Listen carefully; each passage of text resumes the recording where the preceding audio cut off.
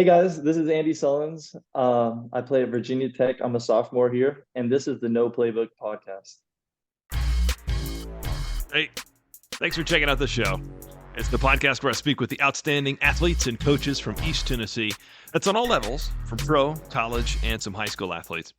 Joining me today is a fantastic soccer player from Athens, Tennessee, Andy Sullins. He's a sophomore currently at Virginia Tech. He played his first collegiate season at UVA, Virginia. Then he entered the transfer portal. So, of course, we talk a lot about that, what that experience was like entering the portal. Andy played his club soccer for FC Alliance here in East Tennessee, and he's going to be joining the NPSL team 865 Alliance this coming up summer in Knoxville. He's still a young guy, but he's already made quite an impact on a professional level. He tells me the story about the time he got his first goal in the USL Championship League. It really was a great chat. I enjoyed talking with him a lot. I get to Andy Sullins right after this. Sit tight. D1 is the place for the athlete. When you join the D1 team, you don't just go to a gym. You're part of a team, a family. Family on three. 1, 2, 3. Family. Something more than just a gym. Here we go. If you're looking for a place to get better, to improve, to strive for the goals that you have, then D1 might be the right place for you. At the 15, okay? You are bringing it down. Book your free one-on-one assessment today. Don't wait. Ready, 1, 2, 3. D1. Ben Cash Photography turns passion into art, specializing in world-class sports photography. Ben Cash is a former college baseball player with over a decade of experience capturing the essence of athleticism. From local high schools to the SEC, Ben is now taking game reservations to cover events from all over East Tennessee. You can connect with Ben on social media. That's where you can see his full portfolio. Ben Cash Photography, where every shot is a masterpiece. Book your game coverage today and let the memories live forever. How are you? Good. How are things? All good, all good. Had You a on busy spring day. break this week? Oh, that was last week actually. Yeah. I was home, had a good little time there. But yeah, I was training girls and just having a good time. But yeah, back into the swing of school now. So Is home still Athens? yes, sir. Yeah, that's where both my parents are still living. Gotcha. And when you say you train some girls, just young ladies looking for opportunities in that area? Yeah, exactly. Just any girls that maybe my dad's, friends, daughters, just some connections through him that makes a good little bit of money, which never hurts to have in the pockets. Yeah. So I guess there's probably not a lot of great training opportunities around that area, just because Athens is like, is it basically right between Knoxville and Chattanooga?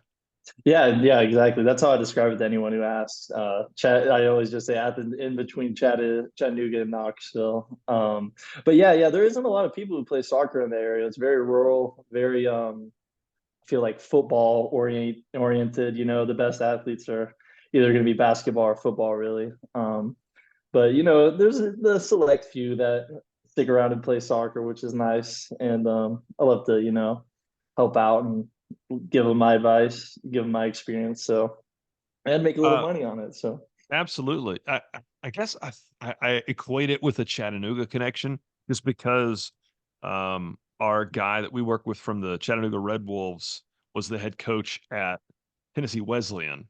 oh, okay. Yeah. So Yeah. he would Yeah. drive up that way. But I guess it is pretty close to Knoxville as well.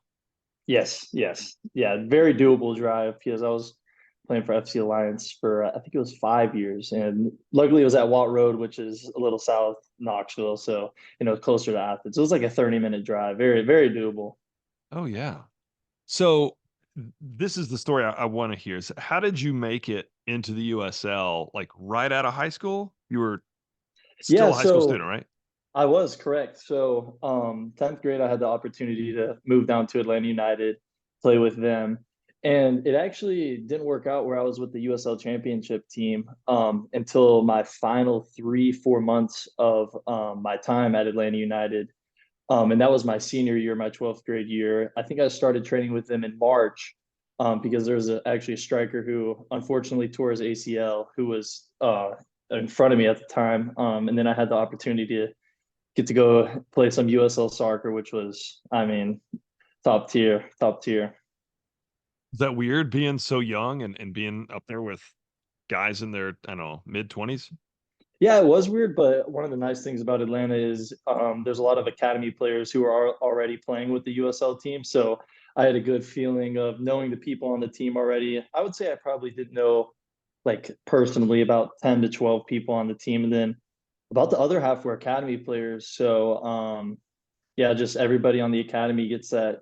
If if they see you as the right person on the to play with the USL Championship 2 team, that's how it worked. So Atlanta has the first team, which is in the MLS, and then Atlanta United has a second team, which was in the USL Championship at the time, which now they're actually in MLS Next Pro. It's very confusing. The US divisions are they always seem to switch around. If that makes sense, where there's new leagues all the time forming to find the best place for these second teams, because the competition whenever you're playing in USL is, like you were saying, it's a lot of grown men who are mid 20s to even early 30s, and they're not just playing for fun. They're playing to provide for their families, provide for their kids. So it's definitely a big change and big commitment.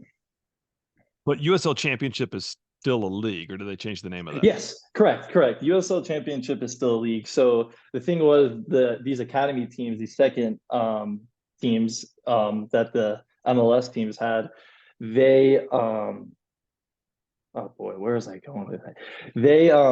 They really didn't fit in with the USL Championship, if that makes sense, because if you looked at the tables whenever these MLS teams had their second teams in the USL Championship, they were at the bottom of the division a lot of the time. So people started to realize, like, why are these academy teams why do these MLS teams have these second teams in the USL Championship? And that's whenever the MLS Next Pro, which is where these professional players who are just right below the MLS team, they have the opportunity to play in their own league, if that makes sense, where it's not Yeah. interfering with the USL Championship.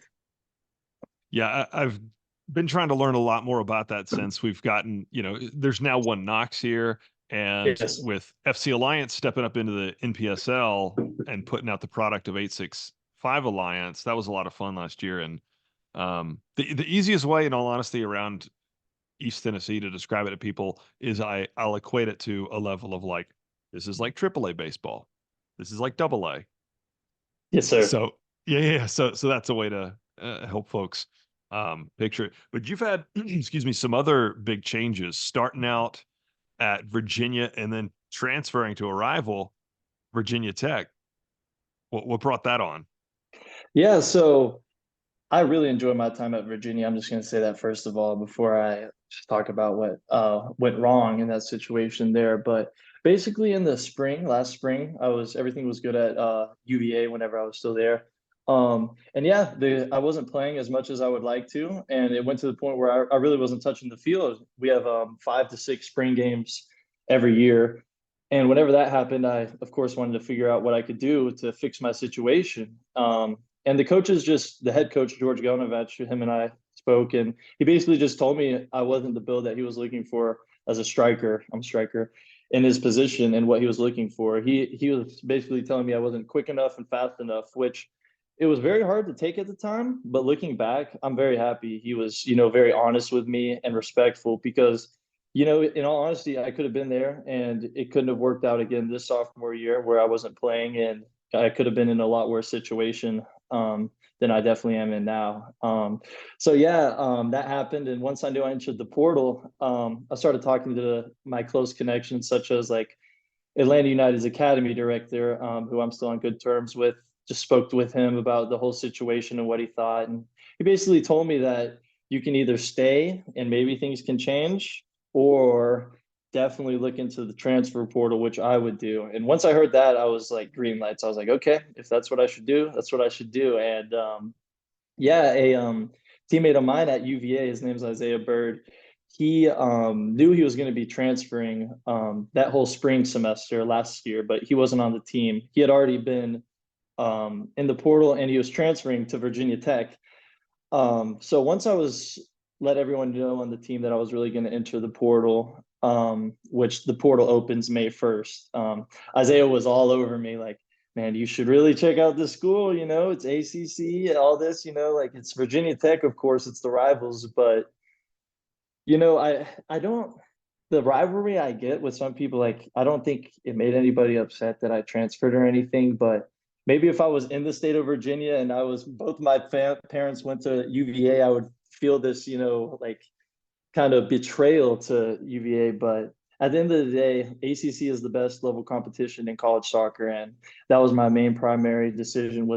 My goal was to try to stay in ACC because I feel like if I can't prove myself in ACC soccer, then I won't be able to pursue professional soccer, which is my overall goal. Like if I can't do ACC soccer, I can't do pro, Yeah, which I want to put myself in the environment to be in the best situation where I'm improving every day, and staying in ACC was definitely, what I wanted to do. absolutely. So I was just thinking of something else. If you're able to play as a in any level of USL, Yes. obviously that's a it's not USL 2, so they're paying these players on the team. But has that always been allowed, or is it just since NIL was a thing that college players can also double as a USL player? Yeah. So actually, that's a really good question. The only way that I was able to play with the USL Championship was I signed an amateur contract, and that's different from a professional contract, obviously, because amateurs aren't paid. And that keeps that clear where there's that line in between being a professional and then being paid as a professional. Because if you're paid as a professional, right there, you're cut off from college soccer. No more college soccer for you. You cannot be a paid professional, but you can play in the professional environment just on an amateur contract. Ah, so I guess that doesn't count as NIL. Yes, correct, correct. Yeah, NIL is on its own world over there, where it's its own world. Yeah. You know what? Because I'm very involved in the NIL world, and I guess it's because there's a lot of NIL rules against, like I can't say if you score 3 goals in this game, I'll give you a bonus or something. Right. So there can't be like pay for performance. So obviously I'm getting there. I'm putting it together. I'm getting Uh, there with you as well. Don't worry. The NIL world is new to everyone, in my opinion, still. Still do you guys something get that's growing. soccer opportunities? We do. Yeah, we do. I've been talked to about a couple NIL, like real estate, basically maybe an opportunity to get my real estate license, local businesses reaching out, just to promote food. So for example, like a couple of my teammates here, there's a local restaurant, Benny's. All you have to do is just take a picture of with a piece of a slice of pizza and promote it, and maybe get a little money in your pocket from that. So I'm trying to think if so in college, one of my roommates had some friends that went to Virginia Tech and other friends that went to okay, Radford. yeah, And it almost felt like that was a bigger rivalry, those those two schools. But I remember yes. getting some good pizza in Blacksburg for sure. Oh yeah, yeah, yeah. If you need some pizza, hey, Blacksburg's your spot. And actually a lot of other good restaurants, but Benny's in particular is one of those favorite little restaurant spots for sure. Now, how would you say playing for a club like FC Alliance set you apart and gave you more opportunities? Yeah, so like FC Alliance, whenever I played for them prior to moving to Atlanta. Yeah, Yeah, man, FC Alliance was so before I was playing with FC Alliance, I was playing for Cleveland Flames, obviously in Cleveland. It was a good program, but whenever I tried out for FC Alliance, myself and my parents, we both realized that there's just a different level at FC Alliance compared to these other local, Southeast Tennessee clubs. The coaching staff, everybody was great. I mean, I'm thinking about all my coaches I had. I think I had 3 different coaches, and every one of them taught me something that I feel like still sticks with me today on the field, such as like painting the picture on whenever a cross is coming in, like staying outside of the 18-yard box until the ball is about to get whipped in. Just little things like that really stuck with me, and I feel like definitely developed me as a person and my character and on the field as well. FC Lions definitely helped me a lot. It was either there, I was trying out with FC Alliance whenever had decided I wanted to leave Cleveland Flames. It was either FC Alliance or Chattanooga FC. And it wasn't just the coaching staff, it was also the people that really separated them from Chattanooga. Because, like we were saying earlier, I'm in Athens, I'm right in between. I could have picked either one at the time, but the people at FC Lions, I remember very well, a good buddy of mine named Joshua Holas. He was the first guy to talk to me, and he was like, "Hey man, what's your name?" And just very positive, and that stuck with me in my heart and definitely influenced my decision of going to FC Lions at the time. I hear that a lot in stories of college recruiting too. That just initial connection with either a coach or just somebody on the staff can really make somebody feel comfortable and like they're at home. Was it like that for you? I guess even just your initial decision to commit to UVA.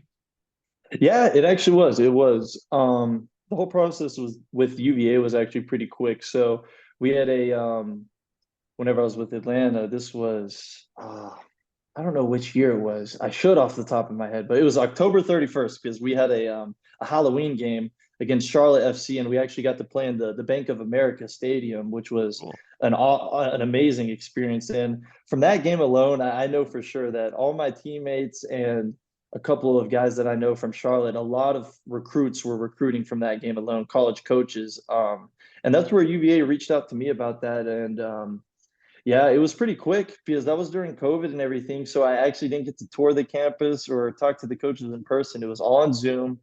And it was very, very, very welcoming from them at the time for sure. They saw great things in me. They had a lot of faith in me. They had a lot of trust in me. And yeah, it always helps to if you can get a full ride. Whenever they offered me that, that was definitely helped me make my decision a little quicker at the time. I'm a big Carolina Panthers fan, so I love being in that stadium. Then that means you like Cam Newton a little bit, huh? Yes, absolutely. Good. Okay. Yeah. Both of my parents graduated from Auburn. So whenever Cam was there, it was a great time. Oh my gosh, unstoppable. Uh, Yeah. Yeah. in One of in my college favorites. and one season in the NFL. Um, One. yeah. It was a nice season, but Should have won. Should have won it. yeah. So I was going to ask about 865 Alliance. Are you going to be a part of that team this summer? I sure am. Yes. So I'm the PA announcer. Yeah. Awesome. So last season I was the guy up there getting a little carried away. Yeah. I wish I had scored some more goals for you to get a little more carried away about, but can always bounce Well, back this year. mostly because they got that button right there and you flip it and it makes all the lights blink. That's just my favorite part. Definitely. So 100%. this summer, That's a this summer. that's funny because Virginia Tech's lights do the exact same thing actually here at our home games whenever we score. It's a really really cool. That's always fun. Do you have a celebration, a goal celebration that you always go to? Oh man, I'm not gonna lie. It's one of those things that I feel like it's in the moment. Whatever I feel like in the moment after I score, I usually do. And recently, whenever I've scored, it's been I actually had a goal against Louisville, number 5 at the time last year. Whenever last season with Virginia Tech, and it was an away goal as well. Me personally, I like away goals a lot more. I don't know, something about just hearing all the home fans just being very quiet is it's just something great to hear, which is surprising to hear. It's dead quiet, but everybody's upset that I've scored in the moment. But yeah, in that moment, I usually just jump up as high as I can and a fist pump usually, or I mean, yeah, that's really what I stick to. I don't know. Like I said, in the moment, if I'm feeling something crazy in the moment, I might hit a little dance or something. I Yeah. don't know, but The knee you know. slide, that's pretty cool too.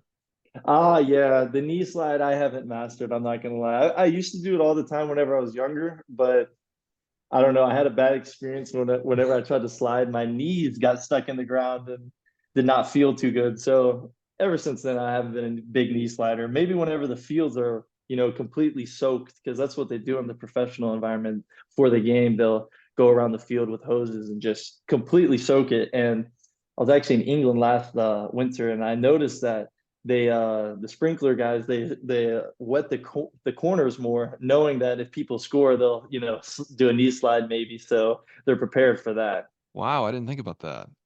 Yeah, yeah. You need a good little, slippery surface to really get a good knee slide in there. You don't want to embarrass yourself.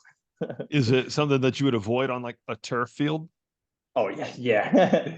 I mean, I've seen videos where people slide on the turf, like on Instagram or something, and everyone in the comments are always like, "He is a warrior for sliding on that turf," or like, obviously, turf burn exists. I don't know Yeah. why those people don't think about that, but yeah.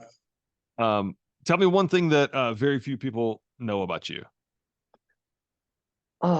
So I would probably say I'm a big fisherman. That's one thing that I've been doing a lot recently, actually, that, a lot of people might not just think about me automatically. Ah, what else? Oh, okay, I got one. Okay, my favorite food. My favorite food is a actually an Italian. My mom's side of the family is Italian, and a recipe from my great great grandmother. It's called minestra. It's just a type of soup. A soup. It's my all-time favorite food. That is my all-time favorite meal. Whenever people ask me my favorite food, I tell them minestra. It's basically a tomato soup type of bay soup, like in the broth, and then it has shredded steak in it, shredded beef, and then just some noodles. It's very simple, but I mean, I actually have some in the fridge. My mom made it a bowl for me to take back, so I'll probably I'm have gonna that look that tonight in up. all honesty. Yeah, it's spelled Minnestra. And some of the pictures online, whenever you look it up, it will look like a thicker broth type of soup, but it's a very like runny, in honesty. I could maybe send you a picture or something after this to show you mine. Nice. And one question everybody gets on the show, tell me one unforgettable sports memory for you. And it can be either as a spectator or as an athlete. Yeah, so definitely my best memory, I'll give you the whole story, was whenever I scored a professional goal in the USL Championship for Atlanta United, and it was at Memphis 901 FC, that's their team name. So yeah, I'd been training with the second team with Atlanta United for 2 months. Everything was going well. And yeah, usually the way it works is either with the team, the coach basically expresses either you're going to be most likely either starting or you're not going to be able to travel, just because that's how it is with the team. They need certain players on the bench at the time. And yeah, at the time for the game and the roster came out, I was not on the roster. So I was like, okay, no problem. Because again, I'm an academy player. I'm just enjoying my experience before I had the college at UVA at the time. Um, but yeah, I was packing my bag. It was a Friday. It was a Thursday night because I was going to head home for the weekend back to Tennessee with my parents. And I got a call from my coach, Coach Jack Collison, and he basically was telling me that, hey, we're going to need you. One of the players, Jackson Conway, his something happened with his family where he couldn't come to the game, and he was the starter at the time. And yeah, I was rostered for that traveling the away game. And funny enough, I wasn't just on the roster; I was starting that game that Saturday. So it was a quick switch on that mindset. But I remember in that tunnel before going out to the game, the Memphis 901 FC has a baseball soccer hybrid stadium, whatever you would like to call that. But yeah, going through that tunnel, I really remember I was one of the most concentrated I've ever been in my entire life. I just had this like tunnel vision. I mean, I was in a tunnel and I was very, very locked in. I had a very good first half. And luckily you never know if you're going to get subbed off at halftime as a striker, especially with the way that our team was set up. We're very intense on pressing once we lose the ball back. So the strikers and the forwards are obviously spending a lot of energy getting tired. So I didn't know if I was going to go in the second half. And we were down 3-1 at the time. And the start of the second half went off. And immediately we had a pretty good attack. It was, I literally think 30 seconds into the game, and the ball was on the left side of the 18. And our left back was just dribbling, and I was making a near post run, but they actually avoided me at the time because I was creating a little space for a guy named Darwin behind me. He was just to the right of the PK spot, about 12, 14 yards out. And I made that run. So the goal is here. I'm over here, just right by that the goal. He takes a shot, the keeper saves it, and I'm just in the right place at the right time to have a tap in. And I remember this so well. Whenever I scored that goal, I was like, oh my gosh, I just scored. And for some reason, I wasn't excited for like 5 seconds. Like I scored, and then you can see me just jogging back. The camera goes off me for a second, and then the next second, it's back on me, and I'm just like fist pumping in the air, just screaming, like, just in the moment, very happy. Yeah. Definitely my favorite sports memory so far in my lifetime. Is a USL Championship, do they have limited subs? I think it is three. I think it is three, unless it changed with COVID. I know that across seas they changed it to where you can actually sub five people due to COVID. But I think at the time it was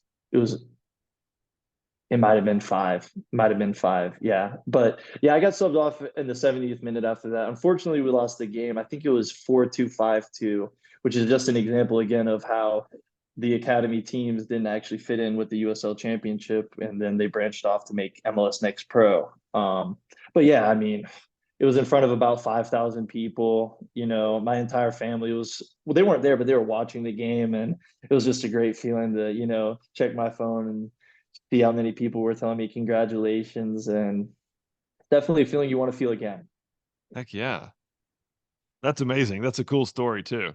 It is. It really is. The fact that I wasn't supposed to be rostered, and then, like I said, it's kind of crazy to think that you can go from not being rostered to going straight into starting, but that's how it is. I feel like that's one of the things that I've learned through college, even more looking back at that, is just control the things that I can control, if that makes sense. I feel like sometimes you can get really worried about other competition. Like there's competition in the ACC. There's a lot of competition in every position. And one of the things I felt like was I was always looking at the other people like, oh man, he did really good here. He did really good here. But at the end of the day, I should just be focusing on what I can do better and what I can control. If I can control my actions and have a good positive attitude, it will get me a lot further than, being a little pessimistic and worried about what other people's actions are doing. And yeah, I feel like that in that moment, that was a great example. And then throughout my college career, I've still been growing on that. You can still get jealous about, oh, why is he playing? But like I said, control the things you can control. Yeah. Talking about the ACC competition, I had a buddy growing up. He played at Wake Forest and Okay, then went on and had a long career with the Columbus Crew. awesome. So that was always something we were really proud to watch him playing. But this has been great. I feel like with soccer folks, I played soccer, Yeah. and I feel like I can keep soccer folks on forever. Um, Yeah. yeah. Which, by the way, it's obviously very different. This was high school, but I was a striker, and I got told the same thing. So the school where I grew up playing in North Carolina, my sophomore year of high school, I scored 16 goals, and All then right. moved to Maryville, and all of a sudden I'm riding the bench, and I was not very very mature, and the coach told me, like, you're not fast enough for a striker, the strikers that we want. Right. And that's a thing now, like when I work with D1 training, and that's a thing, like I tell folks all the time, I didn't have anything like D1. Nobody was helping us train for speed, agility kind of stuff. And I wish I would have had that opportunity. 100%. Yeah. I mean, it goes such a long way now. People say that you can't get faster, but that's a lie. You can 100% get faster. I've been able to see that actually this spring. Cool enough, funny enough, because we wear one of those stat sports.